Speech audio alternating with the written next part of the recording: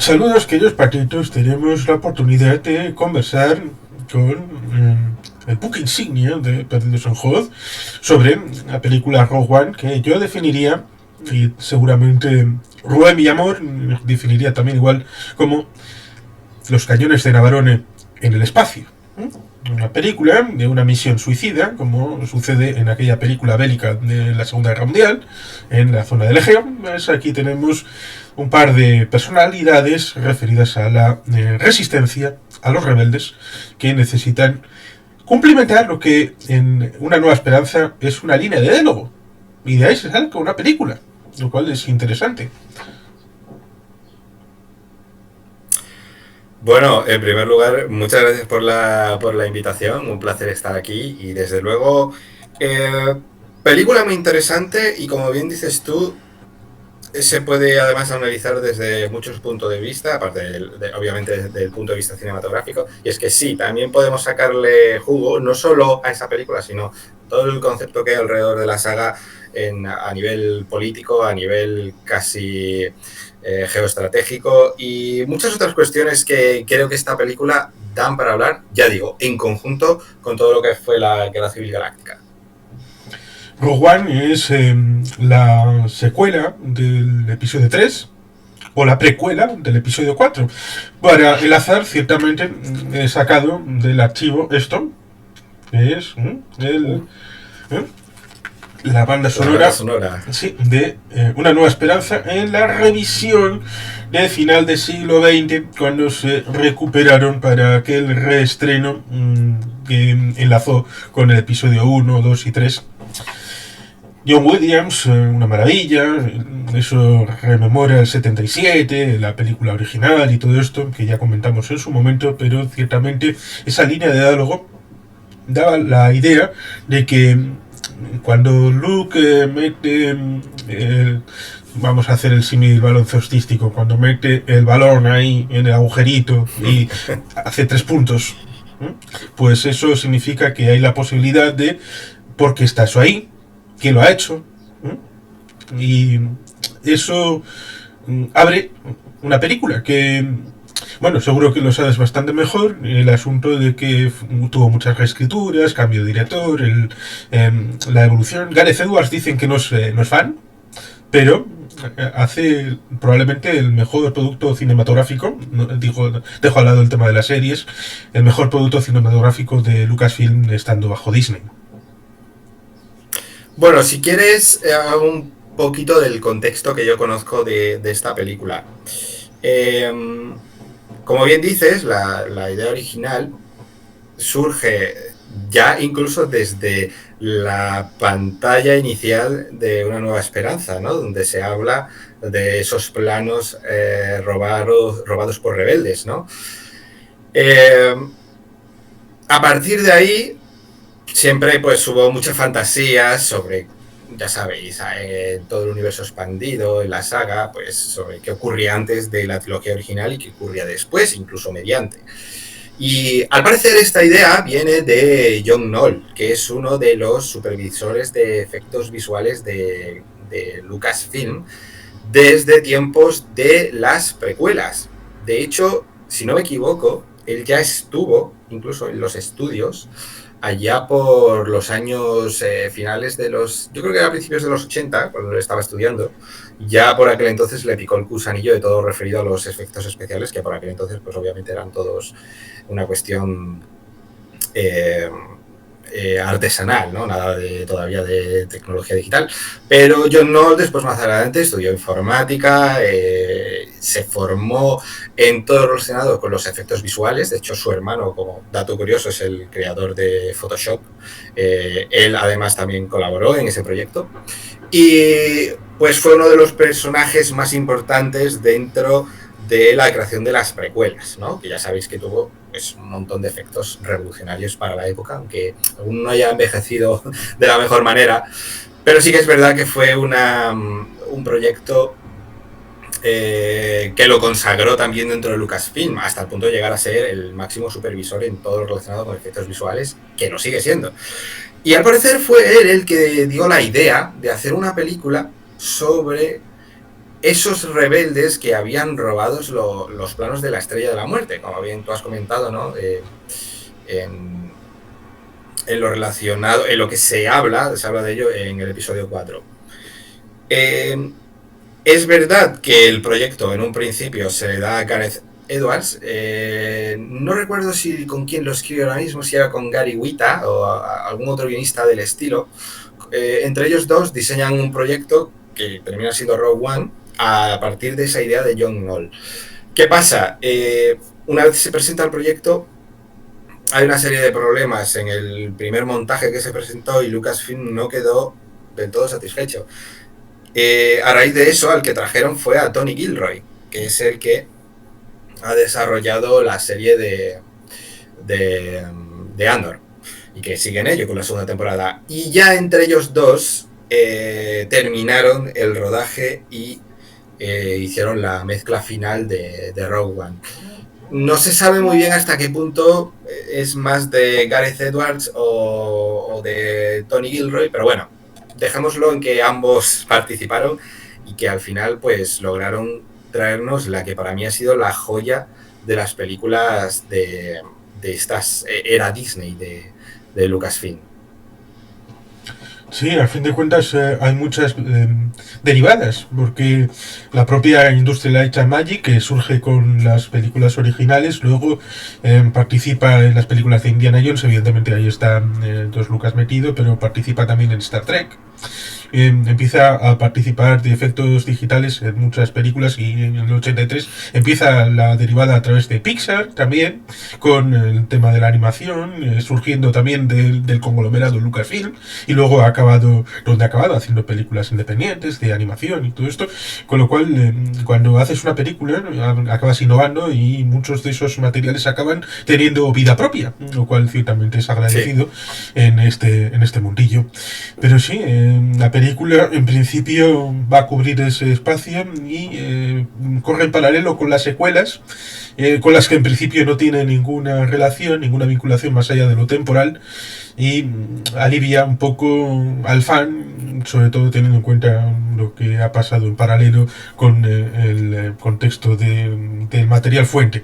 El universo expandido se quitó del medio, luego había que crear algo nuevo, luego salvaron las circunstancias Mandaloriano, con lo cual el que quiera conocer esto va a Perdidos en Hoth, ve los vídeos y se profundiza en todo esto porque es un canal maravilloso. Pero en Rogue One la historia evidentemente tiene que ser más o menos lineal, más o menos sencilla, desde la presentación con Galen Erso en el planeta y luego la entrada de Cassian Andor y la hija que está en principio recluida e ir tramando las líneas, pero con una cuerda, una sirga, que es la que es el hilo conductor principal, que es esta Estrella de la Muerte que vemos que se empieza a construir en la final, la parte final de la tercera, cuando ya ha nacido Darth Vader, está junto al emperador mirando por ese gran ventanal, están como quien dice las líneas maestras de la Estrella de la Muerte, vacía por dentro, y luego tenemos ese momento que enlaza con el episodio 4, porque el inicio del episodio 4 es la nave que está persiguiendo a la de la princesa Leia, con lo cual encaja perfectamente. Sí, la verdad es que en ese sentido, por eso decía lo de es una joya, porque casi lo podríamos considerar una rara avis, ¿no? En todo lo que siempre son las secuelas de cualquier tipo de proyecto, ¿no? Siempre es complicado cómo vas a ajustar, si el público va a reaccionar de una manera u otra. Ya sabemos que con la trilogía secuela en concreto pues no ha tenido la mejor de las críticas a nivel general. Y sin embargo esta película pues se convirtió, yo creo que en un éxito, no sé si desde el primer momento, pero desde luego con los años yo creo que es una película que ha aceptado muchísimo el fandom, que ha tenido incluso una serie derivada como es ahora Andor, y que realmente caló porque además creo que sabe utilizar muy bien los elementos visuales y característicos de la trilogía original, ¿no? Ese engarce ya no es solo que la última escena básicamente es el principio del episodio 4. Es que todo lo que rodea esa película encadena muy bien lo que viene después, ¿no? O, por cuestiones temporales, más bien al revés. Ha sabido subirse al carro de la trilogía original, lo cual no era fácil.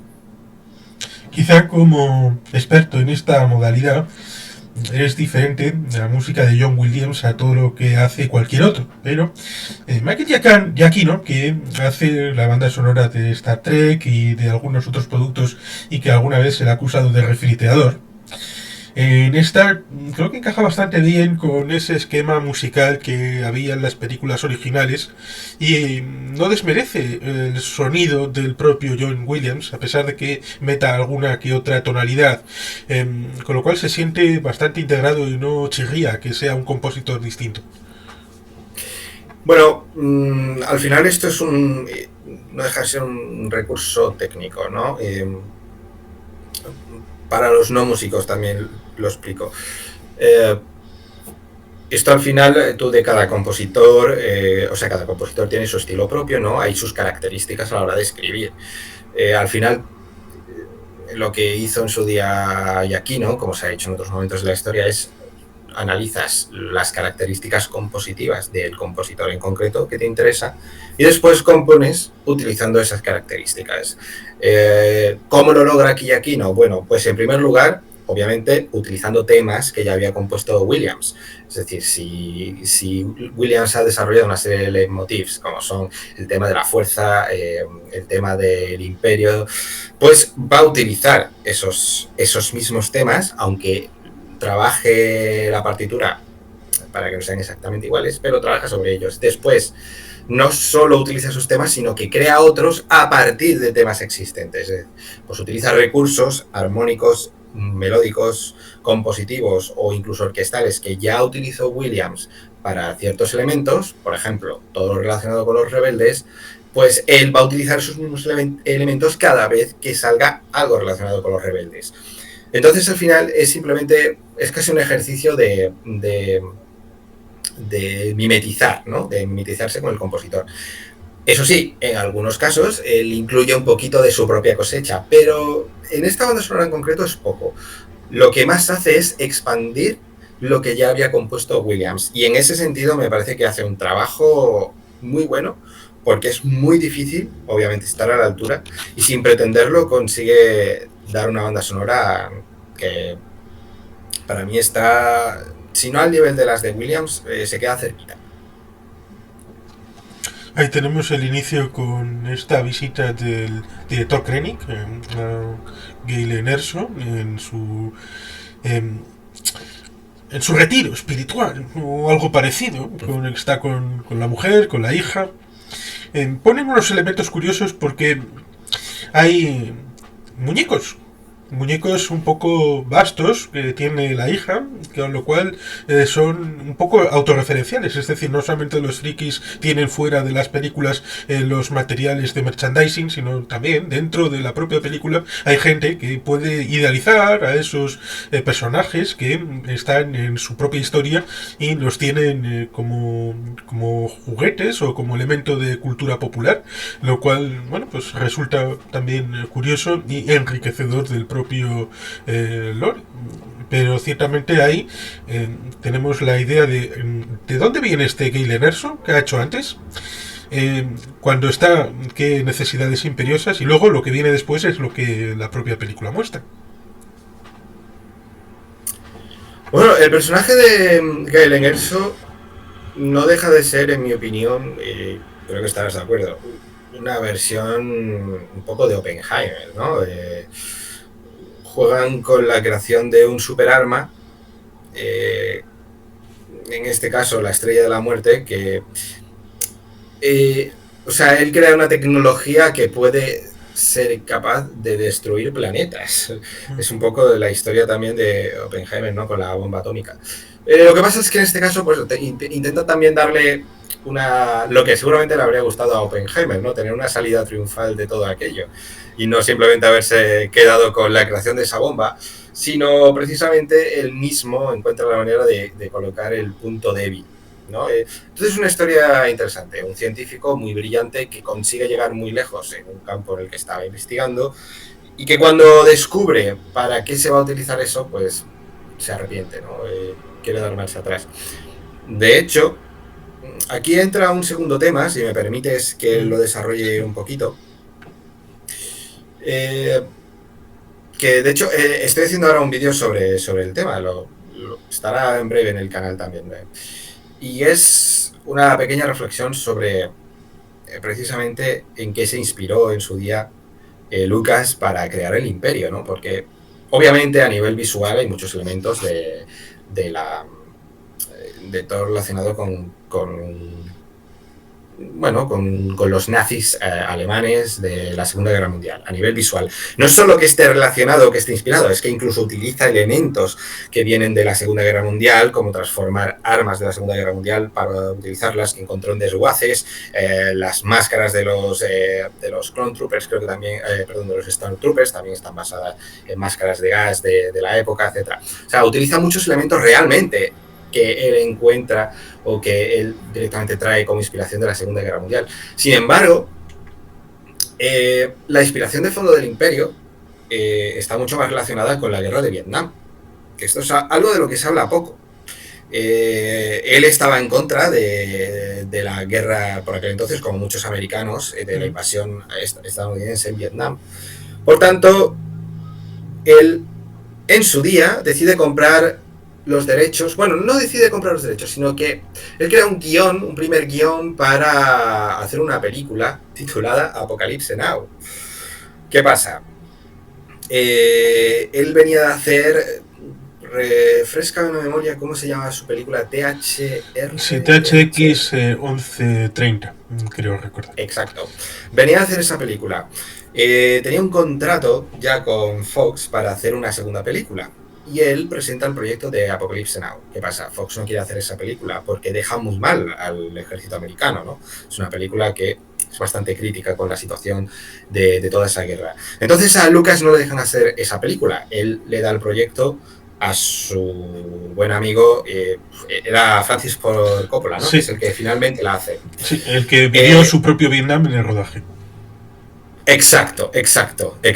Entonces él le da el proyecto. Sin embargo, Lucas no quedó contento con no poder hacer esta película y decide hacer algo un poquito en esa dirección. Entonces realmente el Imperio, en este sentido, no deja de ser una versión de lo que para él representa lo peor de todo este conflicto bélico y no deja de ser una versión de los propios Estados Unidos invadiendo, en este caso, Vietnam. Claro. Sí, lo cual me sirve simplemente para aquí, los que hayan llegado hasta aquí y sientan que Star Wars y Star Trek son almas antitéticas y contrarias, es de decir que la primera directriz de la flota estelar es relativa a la guerra de Vietnam. Y por lo tanto, la reacción a esa violencia está en Star Wars y está en Star Trek. Exacto. Yo creo que además el mejor ejemplo de eso es precisamente la batalla de Endor, ¿no? Mucha gente siempre se quejó de los Wookiees, ¿no? Es algo que parece como, los Ewoks, que parece casi irrisorio, ¿no? Un bosquecito, no deja de ser un poco una representación de eso, algo con una tecnología muy básica, muy tradicional, muy basada en la naturaleza, como era un poco por aquel entonces todavía la cultura en Vietnam, ¿no? En muchas de las regiones del país. Y llega todo el sistema industrializado del ejército americano, que aquí se representa con el Imperio. Bueno, pues todo eso también queda plasmado en Rogue One a través precisamente de lo que estabas comentando. Se me ha ido la pregunta que me habías hecho cuando era precisamente por lo que estaba explicando todo esto. Pero bueno, no sé si me la refrescas, lo conecto rápidamente. Pues era relativo a lo de Galen Erso y todo esto de... Bueno, yo... Claro. Lo que me venía a referir con esto es que de nuevo tenemos la relación de que en su día Oppenheimer, que es el que está hablando, trabajaba para el ejército americano. Sí. Y estamos en este periodo, Guerra Fría, todo final de la... Bueno, todavía no llega la Guerra Fría, pero final de la Segunda Guerra Mundial, todo el desarrollo que está habiendo. Y es un poco lo mismo, porque en este caso él se arrepintió de que el ejército americano actuara del modo en el que lo hizo, ¿no? Oppenheimer, pues con el tema del lanzamiento de la bomba atómica. Sí, y sobre todo cuando quisieron, oye, ¿no tienes algo más elaborado? Y le dije, levantó la mano Edward Teller y dijo, sí, yo tengo una bomba de hidrógeno. Esto, iros al carajo, hombre. Claro, pues yo supongo que es de nuevo una versión, es volver a poner delante del espejo a Estados Unidos, lo hacen ellos mismos, ¿no? Y poner en el espejo la actitud que tuvieron en algunos momentos. Y de nuevo hay una similitud entre el ejército americano y aquí el imperio, que deciden utilizar esa nueva tecnología, en este caso de Galen Erso, pues para crear nada más y nada menos que la estrella de la muerte, el mayor superarma y algo dantesco, ¿no? Entonces, siempre me ha parecido muy interesante toda esa relación que hay, que viene al fin y al cabo de la propia concepción de George Lucas, quien fue muy crítico con el gobierno de su propio país, pues por aquel entonces. Y que incorpora, aunque ya se había trasladado a través de la película del episodio número 7, y esto el universo expandido seguro que lo transmite de una calidad impresionante, pero los cristales de Kyber, que tiene importancia para los sables láser, y que tienen diversos colores en función del usuario y también del lugar donde se origina.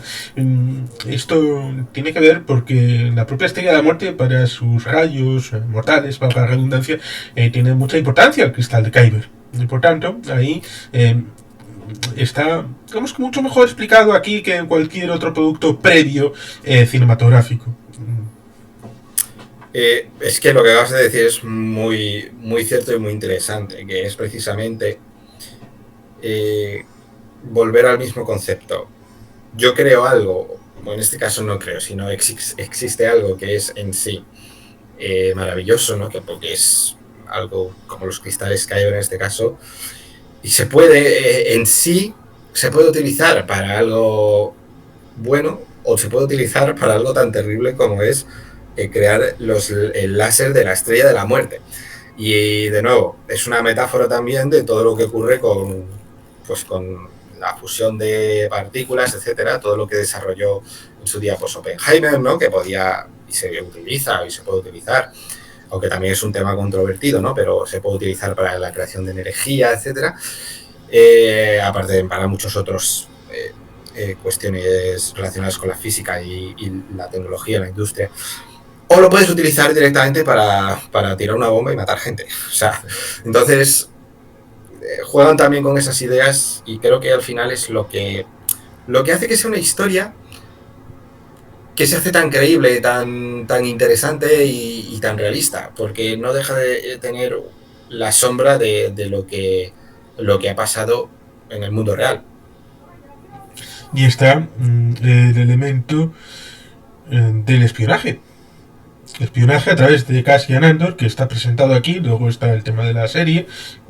Pero aquí vemos que la cosa no está clara, porque la infiltración se intuye, que hay fugas de información, gente que juega a dobles caras, espejos, y ya con este elemento se entiende que el personaje interpretado por Diego Luna, cuando le pillan en ese lugar que está ahí como en el cinturón de dos asteroides, pero es una ciudad, pues sí, en Gafren, sí. Como ve la situación complicada y cree que le van a coger, se da ese momento en el que se acerca, le abraza y ¡pum! Desaparición del riesgo, porque él puede escalar, subir y desaparecer, pero el riesgo de que alguien dijera algo, sobre todo los Stormtroopers, que bueno, parece que disparar últimamente no saben mucho, pero para coger gente en principio igual sí sirven. Bueno, escena dura, porque nada más presentarte a uno de los protagonistas le ves hacer algo terrible, ¿no? También creo que hay un poquito de tironcito de orejas, por todo lo del Han Solo shot first, ¿no? En esa escena entre Han Solo y Greedo, ¿quién disparó primero? Pues aquí vemos que el protagonista, pues también... Al fin y al cabo eso no deja de ser, yo creo, también un elemento de guión, ¿no? Para mostrarte que la historia va a tener una escala de grises más que personajes blancos y personajes negros, ¿no? En el sentido figurado. Es decir, no va a ser los buenos van a ser buenísimos y los malos van a ser malísimos. Que intentan mostrar algo un poquito más realista, ¿no? Volvemos a lo que decía antes. Dándote un personaje protagonista que también va a tomar decisiones cuestionables y más oscuras que claras en ese sentido, ¿no? Y también pues juega con la idea que siempre se toca en estos temas de hacer algo por el bien mayor. Es decir, voy a hacer algo malo, pero las repercusiones de hacer esto malo pueden ser muy positivas, porque vamos a lograr algo muy positivo. Es uno de los dilemas que siempre hay en cualquier tipo de revolución, ¿no? ¿Hasta qué punto te merece la pena pasar ciertas líneas para conseguir un objetivo que puede ser muy loable, pero ahí ya pues entran cuestiones ideológicas, cuestiones casi filosóficas y morales, y todos esos temas de repente los trata una película que yo creo que nadie se esperaba que fuera en esa dirección. Sí, lo de superar umbrales en pos de coste-beneficio. ¿Qué estás dispuesto a arriesgar o a hacer en pos de ese beneficio mayor? Pues lo que tiene su coste.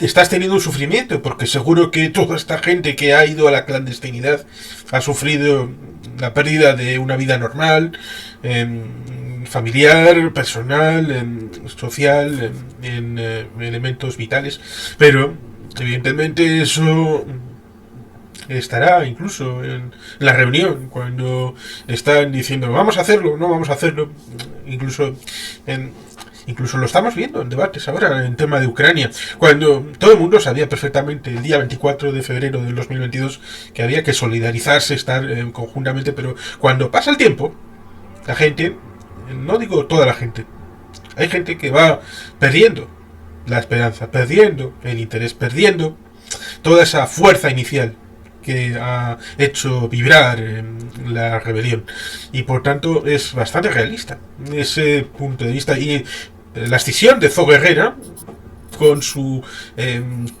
choco, su chiringuito por su lado, porque él tiene una visión distinta y no le quieren hacer caso, y él dice pues me monto mi casino con mis... bueno, de eso lo diría vender. El tema de Zo Guerrera es otro de esos personajes que ponen en valor Star Wars, porque de nuevo nos encontramos con un personaje que digamos que es el ejemplo perfecto de jugar con los límites, de que juegas o sea, buscas algo que en principio es loable, pero tus métodos están al borde de ya pasarte al propio lado oscuro, ¿no? Que es muchas veces lo que pasa con muchas de estas rebeliones, también ha pasado en la historia real, ¿no? Tanto luchas en una dirección que puede ser muy buena, pero lo haces con tal ahínco que al final terminas convirtiéndote en aquello contra lo que estás luchando, ¿no? Zo Guerrera, por tanto, es un personaje que de nuevo pone en valor a Star Wars, y como tú bien has explicado, ayuda a relacionar también con nuestra propia realidad, ¿no? Con la historia del mundo en general, porque claro, todos estos conflictos siempre puede haber dos bandos, pero siempre hay facciones, y algunas son más belicosas, otras son menos, unas van en una dirección, otras en otra, y al final pues es un personaje que le aporta mucho sabor a toda la historia a nivel también político. Eso sí, hay partes que evidentemente no se puede profundizar, pero se entienden mejor habiendo leído un poquito de historia, como es el hecho de que llega el piloto, le cogen, bueno, él va a darle información por sí mismo, no le han cogido, y él repite una y otra vez, he venido porque he querido, yo he traído la información porque he venido voluntariamente y no me habéis secuestrado, no me habéis robado, no me habéis hecho nada, yo estoy aquí porque he querido y porque he venido, porque me ha mandado Galen Erso y tengo la información y yo la entrego. Vale, pero todo el mundo debe estar pensando seguramente cuando ve la película, ¿por qué no le creéis? ¿Por qué no le hacéis caso? Él tiene la información, es lo importante. Transmitirla inmediatamente. Primero, los recelos entre facciones. Y segundo, toda la morralla que intenta vender, porque en la propia Segunda Guerra Mundial, Lisboa, Suiza y Estambul estaban llenos de gente que vendía mercachifle, formación que estaba toda revuelta, a ver quién le pagaba más, menos, a mejor postor, y por lo tanto, dentro de una morralla de información horrible que no servía para nada, entonces ahí dentro igual había alguna pequeña gema, pero había que saber distinguir. En la película vemos el acierto, vemos el caso donde está la información, pero no vemos una morralla de información que no salva para nada, que sería lo más realista, pero evidentemente en una película de 2 horas no puedes hacer esto. Pero fíjate que sí vemos el caso contrario en la serie de Andor. Supongo que la has visto. Bueno, no sé si la has visto. Hombre, no sé si es si sirve para hacer sin hacer spoilers, pues bien, sigue. Sin hacer spoilers va a ser difícil. Bueno, es que hay una cuestión, no, vale, lo hago sin intentar spoilers. Hay simplemente una trama donde está So Guerrera. No me voy a meter mucho más, pero simplemente decir, vemos cómo la información a veces no es cierta o oculta cosas detrás. Voy a dejarlo ahí para no hablar más. Pero, y volviendo a llevar el tema de la realidad de nuestro mundo, ¿no? Aquí yo veo mucha influencia de la Guerra Fría también. Y todo ese paso de información, todo el tema de espías, el espionaje y sobre todo el espía doble, ¿no? Que te traigan información que para ti puede ser muy beneficiosa, es normal que te haga sospechar, cuando puede ser que precisamente esa información te llegue para que tú sueltes información, es decir, que el que te está dando la información realmente esté trabajando para el imperio todavía. Entonces, claro, yo creo que es muy comprensible en ese sentido que So Guerrera sospeche como mínimo de este imperial, ¿no? Entonces, bueno, volvemos a lo mismo. Todo esto le da muchísimo sabor a Star Wars, porque te hace la historia tan compleja como la propia realidad. Y esto es una de las virtudes que siempre ha tenido la saga. Sí, era lógico, evidentemente, que esto se utilizara, evidentemente, en la serie para todo lo que no podía estar por tiempo en la película, pues como lo mismo que han evolucionado las propias tramas a través del Mandaloriano, pues era lógico que en la serie de Andor pues pudiera tener su hueco, lo cual tampoco era tan evidente, porque podían haber hecho una serie de muy poca calidad y con muy poca chicha, pero bueno, afortunadamente pues ha habido suerte. Pero sí, en la película se dan estas circunstancias que van evolucionando con la incorporación de estos meandros, como son la propia situación de Galen Erso, de la hija, que está a su rollo, porque lo mismo que dice So Guerrera, que en un momento dado empezaron a pensar que, oye, esta no es la hija de... ¿Y si la utilizamos? ¿Y si la manipulamos? ¿Y si? Y por tanto hay ese elemento de protección dentro del marasmo general que has comentado previamente, pues está esa idea de no contaminar a aquella chiquita que fue a salvar al planeta donde estaban y había estado en esa cueva dentro del búnker y estaba esperando a que llegara él. Por tanto, hay esa situación de una mujer descreída de la rebelión, que no cree en nada prácticamente, que está encarcelada, y al final la sacan para un elemento concreto, para que el señor So Guerrera se se sienta concernido, para que baje las defensas y se sienta un poco cómodo. Pero piensa que le van a matar. Es que volvemos a lo que hablábamos antes, hacer el mal para conseguir un bien mayor, ¿no? Y aquí la rebelión de Star Wars es una rebelión bélica y es una rebelión que cuando ya lo ha perdido todo, yo creo que también le da un poco igual el jugar sucio hasta cierto punto. Además, eso pues también es una de las cosas que explica muy bien la serie de Andor, ¿no? Como al final, si quieres crear algún tipo de cambio, vas a tener que meterte en ese juego sucio, porque si no, poco se puede hacer. Y precisamente todas las misiones, que en este caso parten del general, ¿cómo se llama? Davids, creo que es, o Driven, ¿no? El general este Creo que sí. que está en Scarif, no, en Yavin 4, pues no dejan de ser misiones que si las piensas detenidamente dices, estás jugando con fuego, estás jugando muchísimo con fuego, pero es parte de ser rebelde y parte de la rebelión. No podemos pensar que la rebelión se dedicaba a mandar cartas a la atención de recursos humanos del imperio. Por favor, dejen de ser imperiales. No, obviamente pues tuvieron que hacer alguna que otra cosa, como mínima polémica, y así es como se llegó al punto al que se llegó. Sí, con la concepción de que Gale en eso, pues de estas cosas que hacía en secreto, pues no, este no es Oppenheimer, este es Wernher von Braun.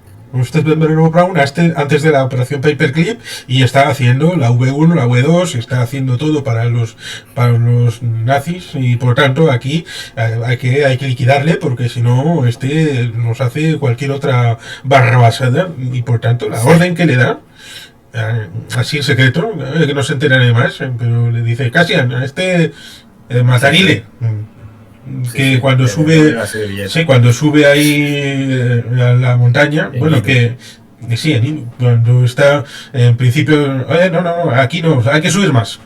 Bueno, pues subimos más. Y le dice el robot que lo ha llevado en modo francotirador. Bueno, pues eso para cazar patos no es. Y no. Resulta interesante que no haya hecho el paso final porque está subiendo Jean por esas escaleras que, bueno, no sé cómo no se ha matado antes de subir, pero se le habría descubierto. Es decir, el pastel se habría reventado antes y evidentemente la cosa habría salido bastante diferente. Mira, yo verdaderamente recomiendo a los que no hayáis visto Andor, ved Andor, aunque a lo mejor no sea una serie que... vedla porque creo que merece mucho la pena. Y sobre todo, después hay que ver de nuevo Rogue One con el enfoque a nivel desarrollo de personajes, sobre todo del propio Andor, porque descubres tantas cosas, ¿no? De por qué Andor llega a estos puntos. Porque es la misma pregunta que seguramente muchos nos hacemos de nuevo volviendo a temas reales, ¿no? ¿Por qué una rebelión X llega a hacer ciertas cosas que nos pueden parecer una barbaridad y sin querer justificarlas aquí, o excusarlas más bien, justificarlas sí, pues porque ha habido una serie de pasos que han llevado a ese punto. Y esto es muy interesante, ¿no? En la historia también lo podemos ver en muchos casos. Y por eso creo que es una serie que está en ese sentido muy bien escrita, porque te lleva al punto de... O sea, es lo más interesante, no te lleva a que tengas que pensar de una manera u otra, pero sí te lleva a que al menos comprendas por qué el personaje de Andor actúa como actúa y accede a ciertas decisiones que a priori nos parecerían una locura. Sí, el propio Andor lo dice en la propia película. No voy a la serie. La propia película dice, yo estoy aquí desde los 6 años. Me he comido mucha mierda sacrificándolo todo en pos de la rebelión. Y por tanto, cuando estos me dicen que no vayamos, yo digo que sí, que vamos a ir.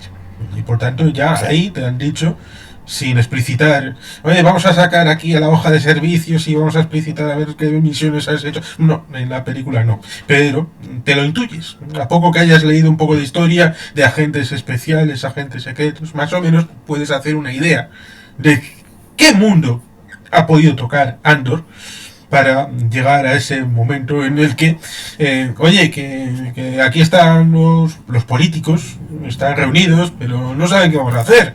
No saben si vamos a ir, no vamos a ir, si nos vamos a cubrir, no vamos a cubrir.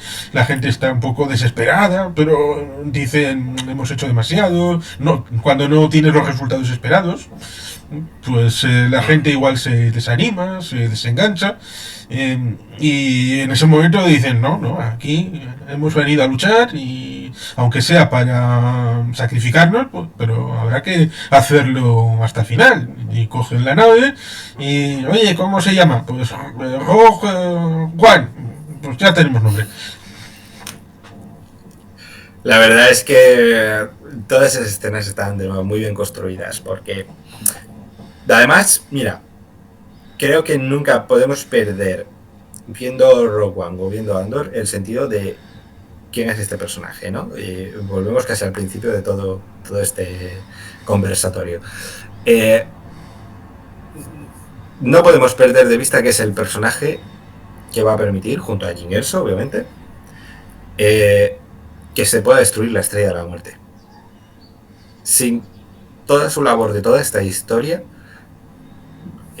no se habrían conseguido esos planos, no se habría... O sea, la historia de Star Wars ahora mismo está distribuida de una manera que puedes empezar ciertos hilos argumentales desde el principio hasta el fin, ¿no? Y ahora podemos ver la historia de Andor, pasando desde la primera temporada de Andor, veremos la segunda cuando la estrene, veremos Rogue One y veremos el episodio 4. Y hay un arco, una historia que realmente te cuenta la importancia de este personaje, de sus decisiones y de todo lo referido, ¿no? Que creo que es muy bonito. Sí, efectivamente, es muy bonito cuando la historia se refiere al hecho exitoso, pero antes hay mucha sentina que explica, Exacto. cómo mucha gente se ha involucrado, porque Exacto. hemos comentado Oppenheimer, la bomba atómica, el proyecto Manhattan. No solamente fue Los Álamos, estuvo en muchos lugares, muchos científicos, muchos miles de personas, de vidas, de años, y que tampoco está solamente en Estados Unidos, porque viene desde Polonia, pasando por Francia, si nos remontamos a Marie Curie, el ámbito del acuerdo de Quebec de 1943, donde los británicos traspasan toda la información a los estadounidenses y se monta la situación internacional en Los Álamos. Es decir, la historia siempre es más rica, más diversa, pero al final nos gusta empatizar con el héroe. Y el héroe solamente puede ser uno. Y por eso tenemos en el episodio 4 tenemos a Luke Skywalker, que opaca incluso a todos los demás. Pero detrás de todo eso tenemos todos los pequeños héroes que han aportado granito a granito para que ese momento final pudiera hacerse. Pues sí, al final todos estos héroes, todas estas historias llevan a este punto. Y el hecho de que nos las estén contando, creo que... A ver, yo sé que hay mucha gente que también tiene la opinión de que Star Wars habría acabado dejarlo ya quieto hace mucho, ¿no? Hace mucho tiempo. Yo, personalmente, también por gusto personal, soy de los que piensa al contrario. Dame más Star Wars, siempre que haya una calidad y que se pueda seguir desarrollando toda esta historia. Por cierto, acaban de anunciar que mañana tenemos tráiler de The Acolyte. De manera oficial además, así que buenas noticias, han sacado un primer póster. Y mira, yo al fin y al cabo con todo esto me quedo, que es parte de lo que tú has dicho, con un concepto que es como estas historias engrandecen la historia original, porque no es lo mismo ver el episodio 4 sin ver nada que ver el episodio 4 sabiendo todo lo que ha pasado previamente. Y por eso decía también lo de si queréis disfrutar Rogue One de nuevo de una manera mucho más intensa, hay que ver Andor. Pero es que si ves Andor, si ves Rogue One, si ves la trilogía precuela, si ves cómo lo están pasando de canutas, ya sea en Clone Wars o en The Bad Batch, y después pues episodios 4, 5 y 6, es la conclusión a una cosa tan épica, tan grande, que realmente termina poniendo en valor todo lo que fue la trilogía original. Y mientras siga siendo así, que sigan desarrollando historias del estilo, vamos. Yo encantado. tenemos el monje y el guerrero. ¿Era Jakku? En Jedha. Estos están en Jedha. Como hay un Jedi, como hay un Jedi en Arabia Saudí, pues acabo siempre por asociar. Esto no puede ser que hayan puesto el nombre real de una ciudad. Es verdad. Pues ahí está el monje y el guerrero, que uno es guardián de los cristales de Kyber, pero como ya no hay templo, pues están por las calles, y está el protector, lo cual es interesante porque son medio japoneses en apariencia y no tienen contacto de un Jedi con la fuerza, pero son parientes lejanos del entorno, del barrio de la fuerza, y ahí está, que se hace uno con la fuerza y bueno, pues la quiere mucho y se abraza mucho a la fuerza, por lo menos parece. Yo creo que un buen ejemplo de esto son las diferentes concepciones que hay de la religión, ¿no? Al fin y al cabo, ya sabéis, sabrán muchos de los oyentes, ¿no? Espectadores. George Lucas era un gran amante de la antropología, hizo muchos ensayos a la hora de escribir Star Wars y sus demás proyectos, siempre relacionados, pues, con cuestiones políticas, con cuestiones sociales, pero también con cuestiones religiosas en este caso, ¿no? La fuerza funciona también, hasta cierto punto, como funcionan las religiones a nivel social en la historia de la humanidad. Entonces, claro, también cuando ves un personaje como este, no deja de ser otra visión de la fuerza, ¿no? O otra visión, por tanto, de los enfoques religiosos que ha habido en el mundo real, ¿no? Este es un enfoque un poquito diferente al que tienen los propios Jedi. Sin embargo, no es por ello menos válido ni menos interesante, es simplemente otra forma de ver la fuerza, ¿no? También entendiendo en este caso la fuerza como ver a Dios o a un dios o a unos dioses, dependiendo ya de la religión con la que quieras compararlo, ¿no? O relacionarlo. Y desde luego te muestra de nuevo la variedad que hay también en esta galaxia muy muy lejana, donde al mostrarte esa realidad te va a volver a relacionar mucho más con lo que nosotros tenemos, porque lo está relacionando con nuestras realidades, ¿no? Igual que hay muchos enfoques a la hora de entender la religión o las creencias religiosas, pues aquí te dan muchos enfoques de entender la fuerza. Y una de las posibles variedades puede ser el hecho de la propia visión de Spinoza. El dios de Spinoza era el dios naturaleza, es decir, la naturaleza misma era Dios.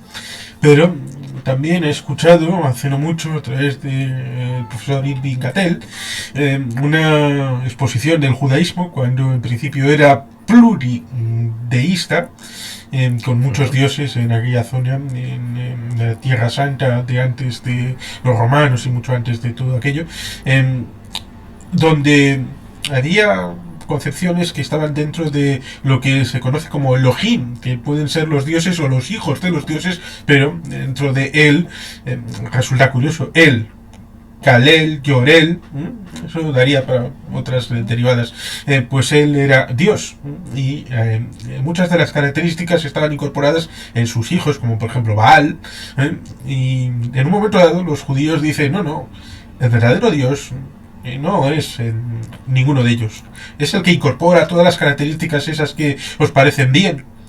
Eso, sumado, es Dios. Y es el paso a la situación monoteísta. Pero bueno, esto sería también largo de comentar. Pero sí, en la vida real hay muchas de estas situaciones en donde elementos religiosos pueden incorporarse a lo que es la fuerza. ¿Cómo no decirlo? Muchísimo. ¿Cómo no decir que evidentemente tiene un cordón umbilical Dune con Star Wars? Claro, y ahí está el Lisan al-Gaim, el Wizard Hadra.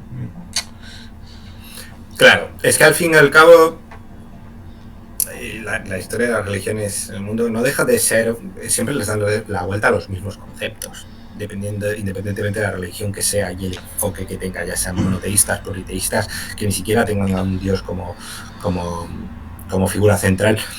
Los conceptos básicos son los mismos, ¿no? A través de la fe, de una serie de creencias, de una serie de dogmas, de doctrinas, etc.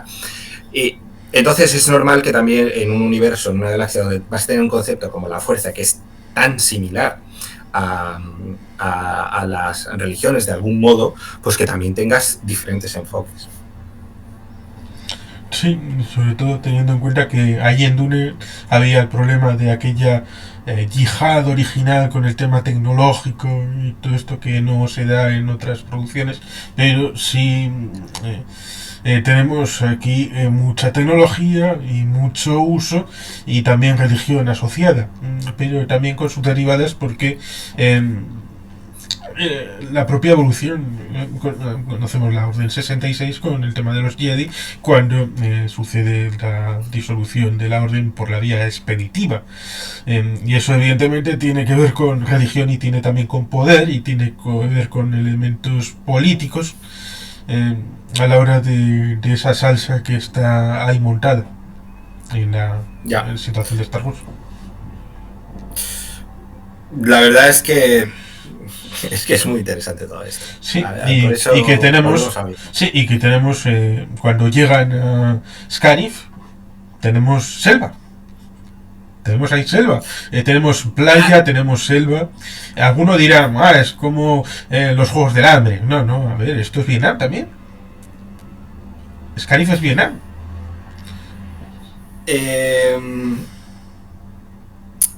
Scarif es Vietnam. A ver.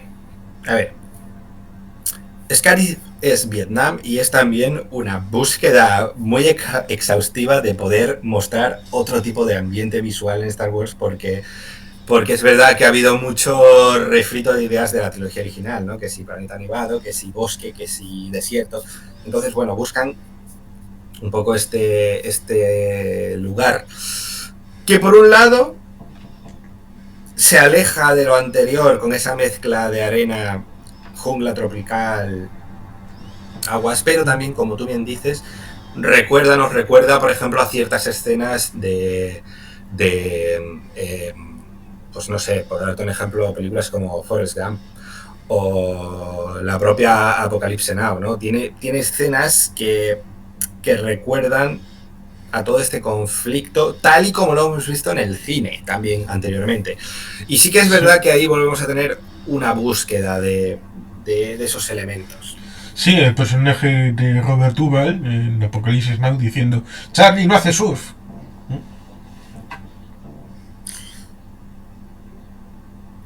Sí, por ejemplo.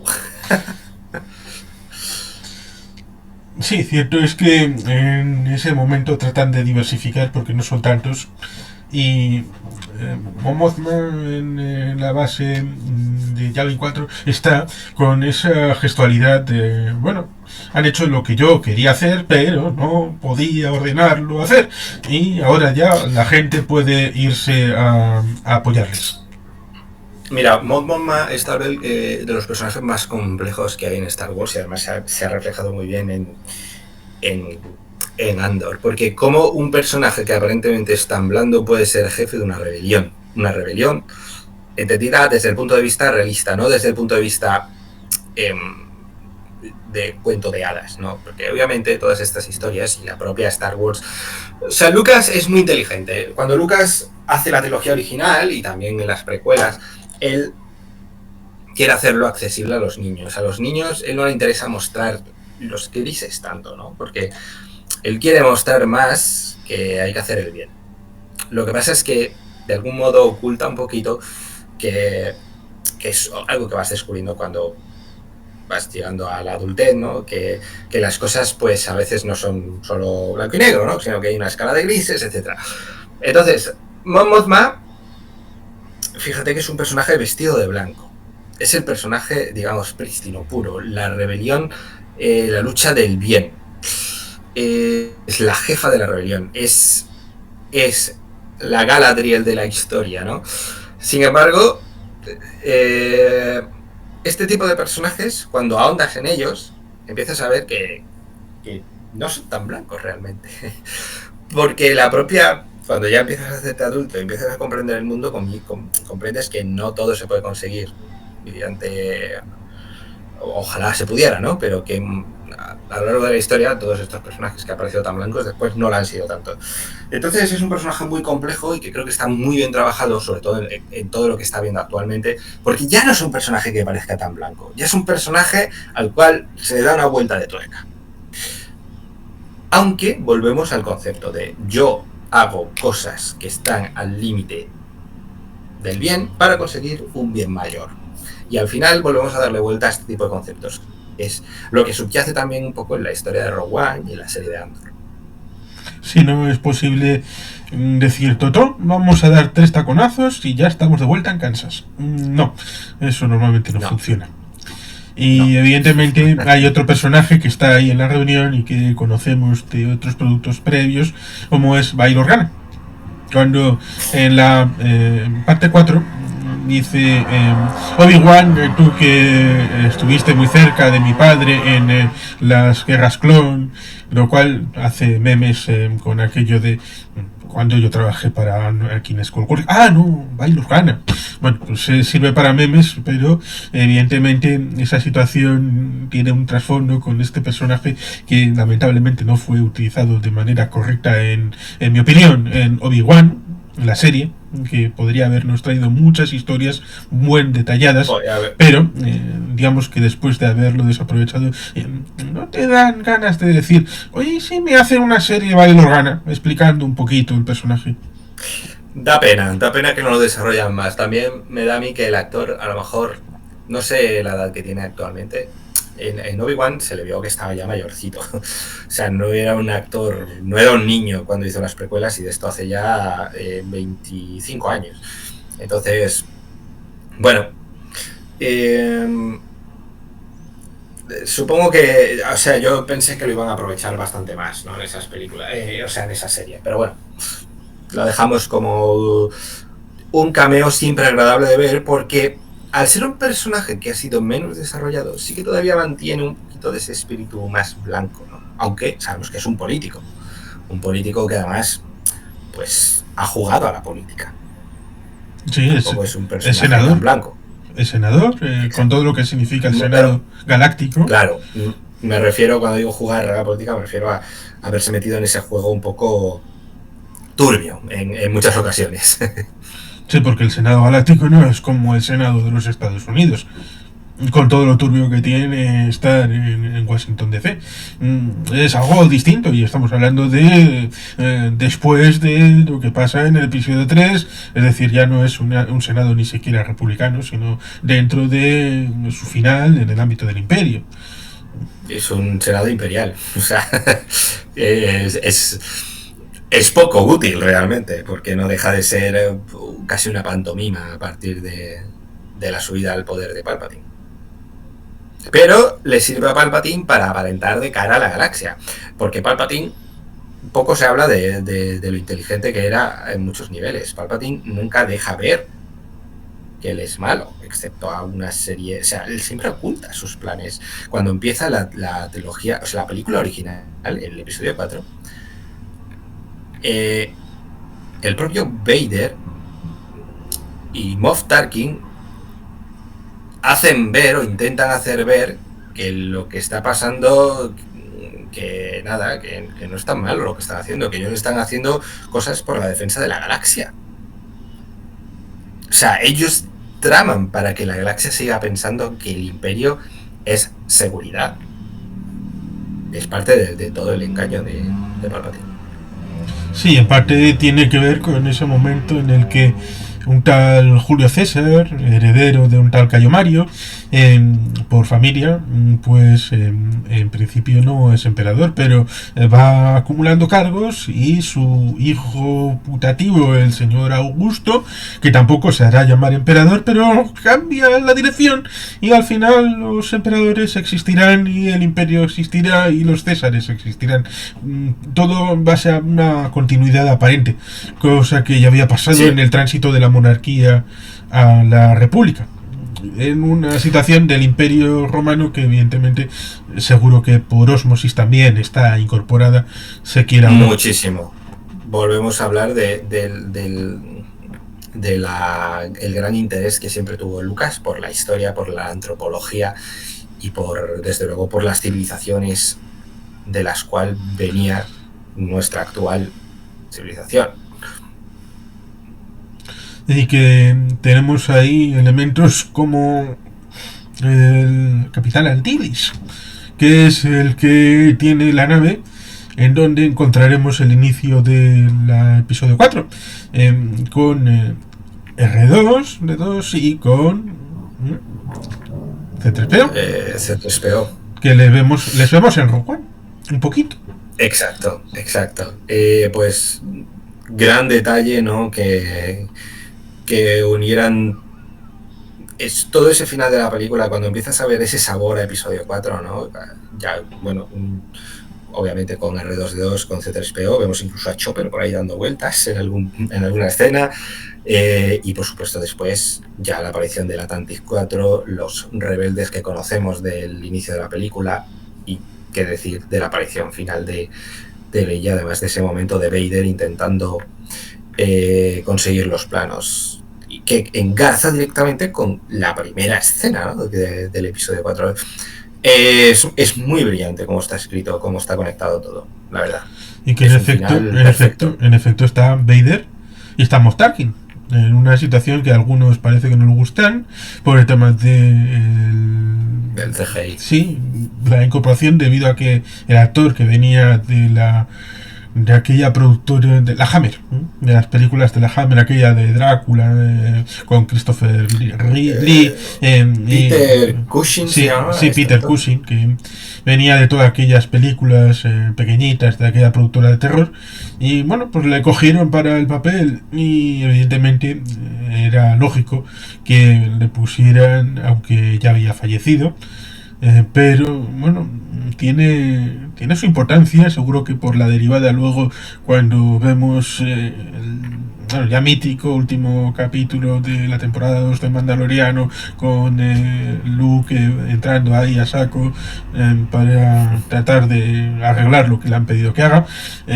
y todo lo demás, pues evidentemente debe de seguir una progresión, y hay que hacerlo primero para luego perfeccionarlo.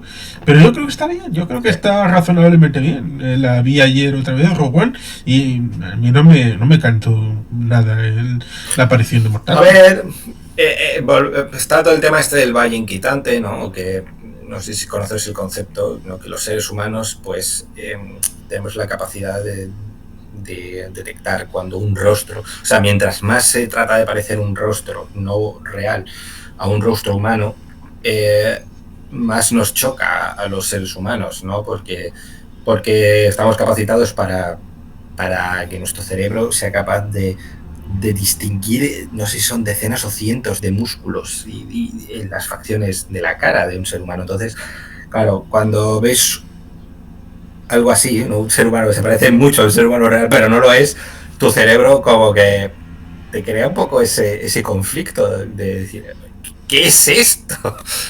Es una persona, pero no lo es.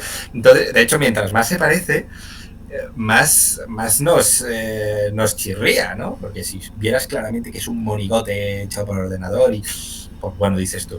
Pero una vez que consigues dejar eso atrás y aceptas que, bueno, que obviamente pues el actor falleció y que no está ahí de verdad, y que es simplemente pues una manera de poder traerlo en esas escenas, creo que fue de nuevo una incorporación brillante. Sí, porque a fin de cuentas era enlazarlo y enlazarlo bien. Y en el episodio 4 evidentemente no vemos a el director Krennic, por razones lógicas, y evidentemente vemos a Moff Tarkin, que tenía que estar porque en algún momento le había dado el paseillo para, oye, tú ya sí. Aquí no tienes poder. Tú ahora has sido el director, ahora has hecho ciencia y todas estas cosas en tu negociado, pero aquí los mayores que controlan el negociado son vosotros. Aquí estamos los de chaqueta gris, ¿eh? Tú llevas blanca, ¿eh? Entonces tú aquí no. Y es que sí, Tarkin es de esos personajes que además le dan otro carácter a Star Wars, porque primero es un gran actor, el actor, y segundo el personaje ya no es un personaje arquetipo de la fantasía, no, es un personaje más de una historia más seria, ¿no? De una historia pues general de la Segunda Guerra Mundial o de los ejércitos americanos en Vietnam, o alguien que sabe trabajar con sangre fría y que es muy inteligente. Y me gusta cuando el villano no es solo un tipo un loco que hace locuras. Yo siempre he preferido los villanos que tienen detrás una ideología con la que tú a lo mejor no la compartes, pero que dentro de la psique de ese personaje tiene sentido y que encima es inteligente y sabe ser un buen estratega, un buen villano al fin y al cabo. Villanos de dar golpes y mira qué malo soy, pues se hacen menos interesantes, ¿no? En muchas ocasiones. ¿Y si comparara el personaje de Moff Tarkin, de Peter Cushing, con el Truman de Richard Crenna, de Acorralado?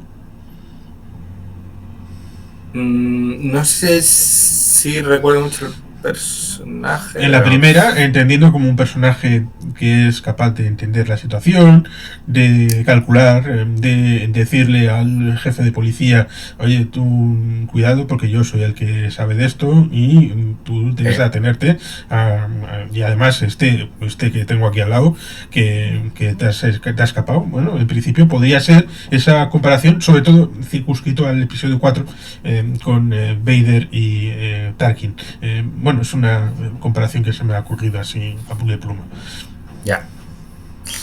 No, no es mala, no es mala.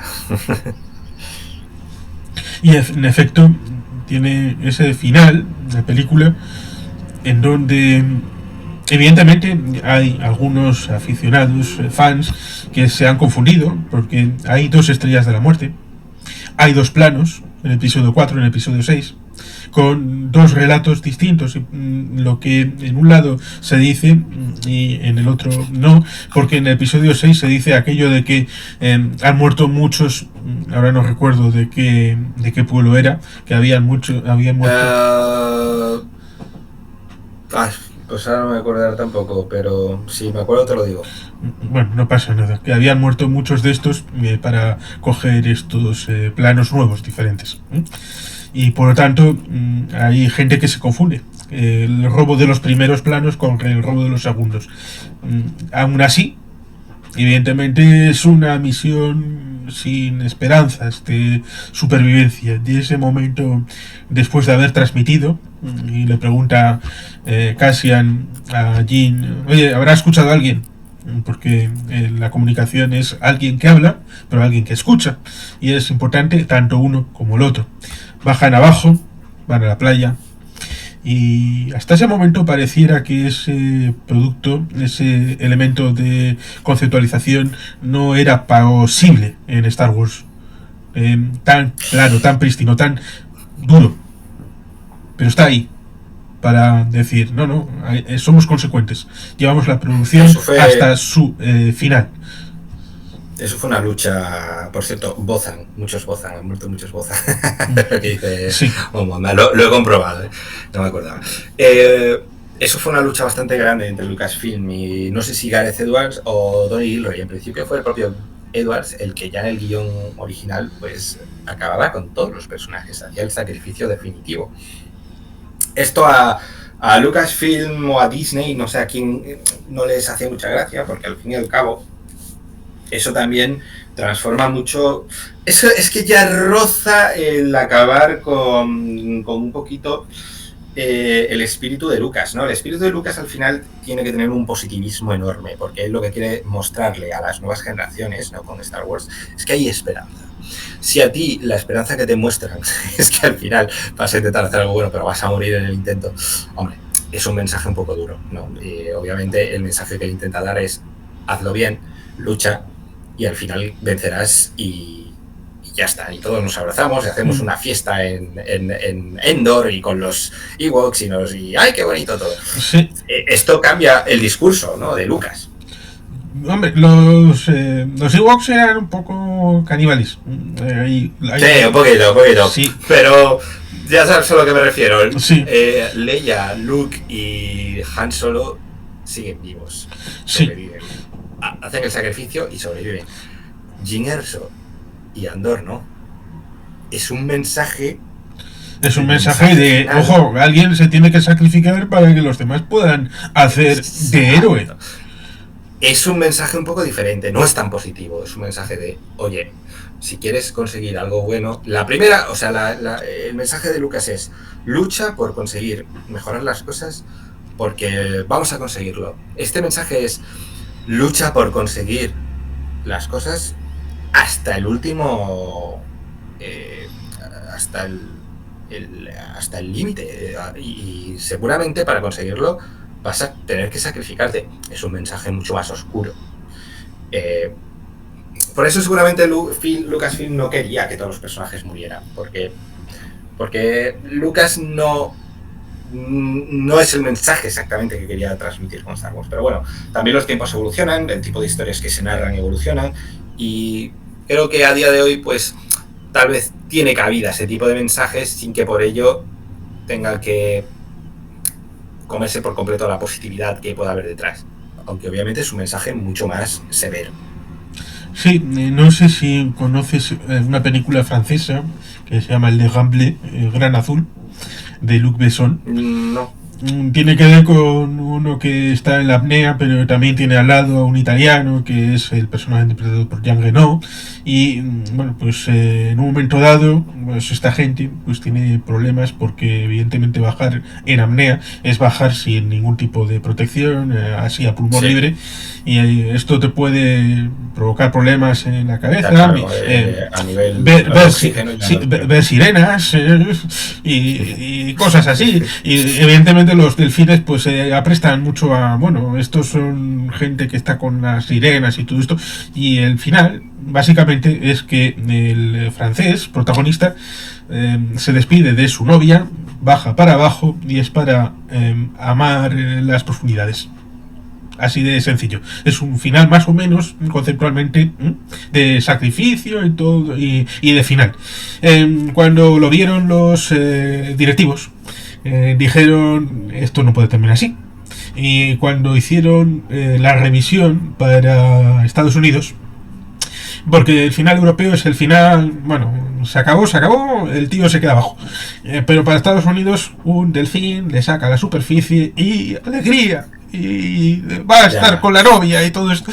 Por lo tanto, sí, entiendo que hay directivos que piensan que no le puedes dar el mensaje duro al espectador y luego intentan meter mano, cambiarlo, y ahí tienen las funciones. Porque en este caso, yo habría entendido si hubieran tomado otro tipo de decisión por mantener el espíritu de Lucas, no ya por una cuestión de directivos, etcétera, o de la acogida del público. Porque yo creo que hoy en día el público está más que preparado para un final como el de Rogue One. Sin embargo, sinceramente prefiero este final. Sí, porque... Por cierto, te aviso que tengo unos minutitos solo para antes de irme. Bien. Por cuestiones laborales. Bien, sí. Iba a decir que se entiende mejor que sabiendo el sacrificio. Cuando están a punto de hacer la transferencia de la información física en la tarjeta y después cuando comienza el episodio 4 se puede entender mejor ese pozo de responsabilidad mucho mayor, teniendo en cuenta de que están cimentados sobre cadáveres. Claro, de nuevo volvemos a lo que decía antes, ¿no? Es que al final esto ensalza la historia del episodio 4, le da mucho más sentido, le da mucha más épica. Rogue One consigue eso, y eso es difícil y muy meritorio. Pues sí, por lo tanto es una película que merece ser la pena vista, pero no solo, sino, como has comentado, de momento no podemos decir que vean la segunda temporada de Andor, porque todavía no está, pero pueden ver la primera Primera de Andor, Rogue One, episodio 4, y luego... Pues, creo que es algo muy bonito, sí, ver ese... Yo lo hice una vez, bueno, en varios días, obviamente, pero vi la primera temporada de Andor en una semanita, y el fin de semana Rogue One un día, y el episodio 4 al siguiente. Muy bonito. Queda un arco argumental muy bonito. Por lo tanto, tenemos que agradecer a los que nos han permitido, más allá de esas tristezas que vemos en el cine, pero bueno, tenemos esto otro que amerita el poder seguir teniendo fe y esperanza, no solamente dentro de la película, sino también dentro de la realidad de Star Wars, para poder seguir creyendo que puede haber material útil para nuestro crecimiento personal y también para entretenernos, y todo metido en lo que nos gusta, como es todo este mundo. Sin duda, sin duda. Pues muy agradecido que hayas estado por aquí, de haber tratado esta película. No sé si quieres comentar algún otro elemento para cerrar.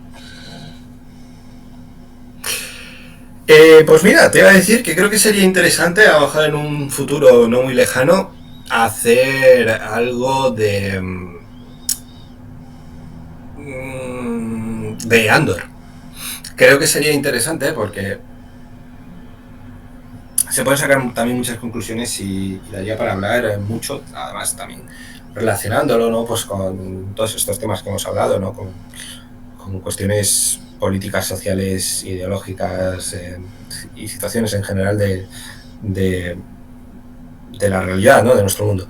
Y es una serie muy interesante relacionada también con todo el tema bélico, con todo el tema del espionaje, Segunda Guerra Mundial, otras guerras del siglo XX, con Guerra Fría, espionaje, no sé. Creo que merecería la pena. Es algo que podríamos comentar en algún punto. Bien, seguro que puede ser interesante y esperemos que ahí podamos hacerlo a tres, con Rubén Villamor, contigo, y ahí sí, con todos los spoilers del mundo, con libertad absoluta. Por lo tanto, a toda la gente que ahí vaya, pues evidentemente que vaya con la idea de que había que haber visto, sí. No como que evidentemente no, como la gente venía solamente para Rogue One, pues igual habernos metido en eso, pues igual habría hecho algún roto sí, alguno, pero ahí sí será posible. Pues nada, un placer, la verdad, que me hayas invitado y haber podido echar un ratito aquí contigo. Encantado y absolutamente agradecido.